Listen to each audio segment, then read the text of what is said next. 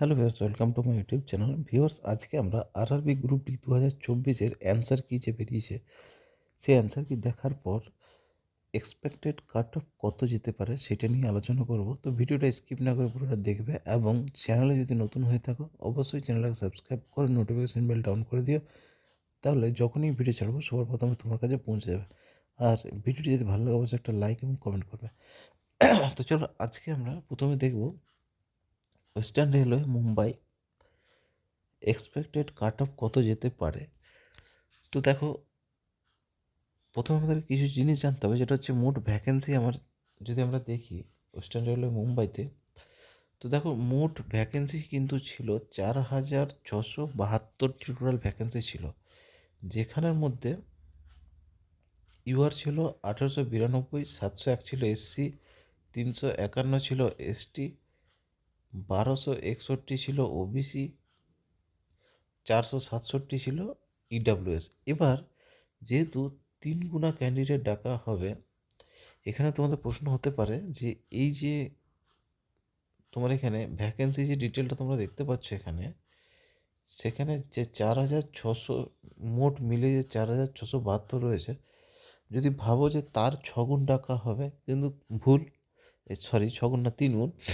কারণ এই যে 4,672 ভ্যাকেন্সি রয়েছে, এর মধ্যেই কিন্তু কিছু তোমার সিটটা ডিভাইড করছে, যেটা হচ্ছে সিসিএ রয়েছে, এর মধ্যেই রয়েছে পিডাব্লিউবিডি ক্যান্ডিডেট রয়েছে।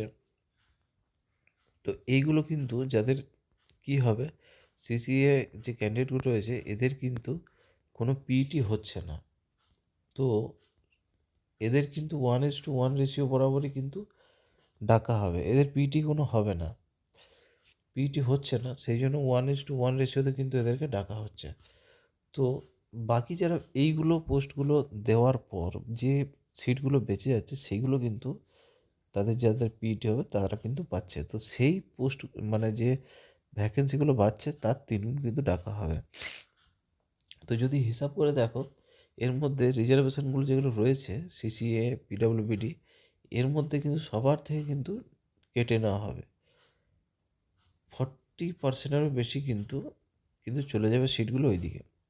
তো যদি হিসাব করে দেখো, তো এখানে কিন্তু 1,000-এর মতো পোস্ট বাড়ছে, 1,000 থেকে একটু বেশি এখানে কিন্তু পোস্ট বাড়ছে ইউআর ক্ষেত্রে। সিমিলারলি মানে তোমার 1,000 যদি পোস্ট হয়, তাহলে এখানে 3,000 কিন্তু 3,000 প্লাস ক্যান্ডিডেটকে ডাকা হবে ইউআর ক্ষেত্রে। এইভাবে তোমার পোস্টগুলো ভাগ হয়ে যাচ্ছে। তো যাই হোক, এবার আসবো আমরা কাট অফের কথা। Western railway Mumbai cut off কত যেতে পারে। তো প্রথম আমরা ইউআর ক্ষেত্রে দেখব, ইউআরে মোটামুটি 72 থেকে যদি 74 র মার্কসের উপর আমি কিন্তু এই কাট অফটা বলছি।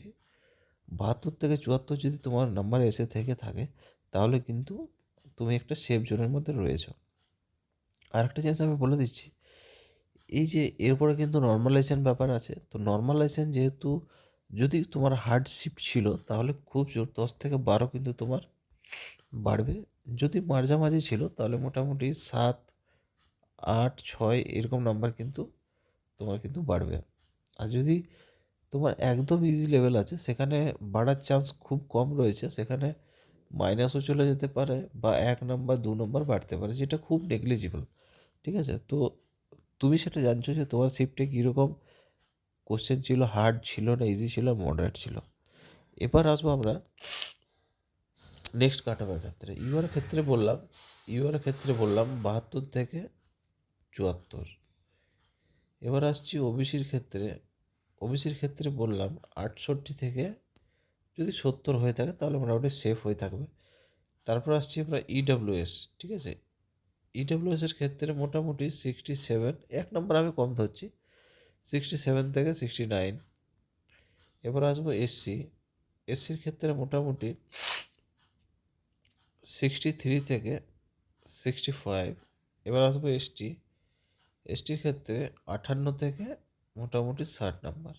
ঠিক আছে, 58 থেকে 60 নাম্বার আমি ধরছি, যে এই যদি নাম্বারগুলো তোমার থেকে থাকে, তাহলে অবশ্যই মোটামুটি তুমি কোয়ালিফাই কিন্তু করে যাবে। কারণ এরপর নর্মালাইজেশন আছে, নর্মালাইজের পরে একটা নাম্বার বাড়বে। তো মোটামুটি ফাইনাল কাট অফ যখন যাবে, অনেক কিন্তু সেরকম নাম্বার থাকলে কিন্তু ফাইনালে কোয়ালিফাই করে যাবে। যাই হোক, এরপরে নেক্সট আরও কোনো জোন নিয়ে আসবো। তো তো কমেন্ট করে জানাবে তোমরা কে কোন জোনে রয়েছো, তাহলে সেই জোনের কিন্তু আমি কাট অফ বানাবো। তো যাই হোক, ভিডিওটা এখানে শেষ করলাম। পরবর্তী আবার কোনো ভিডিও যখন বানাবো অবশ্যই তোমার কাছে নোটিফিকেশান পৌঁছে যাবে, সেই জন্য তোমাকে সাবস্ক্রাইব করে রাখতে হবে চ্যানেলটাকে।